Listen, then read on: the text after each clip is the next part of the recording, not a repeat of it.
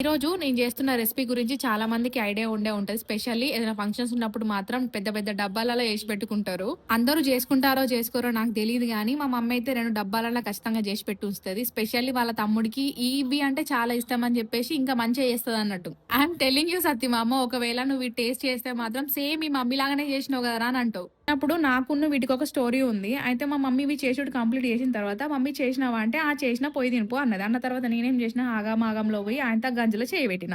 ఆ గంజి నాకు సురుకు పెట్టింది. సురుకు పెట్టిన తర్వాత ఎవరో చూసి అడిగిరన్నట్టు నా చేతును. "ఏమైంది ఇట్లా" అని అంటే, మా మమ్మీ సురుకు పెట్టిందని చెప్పిన.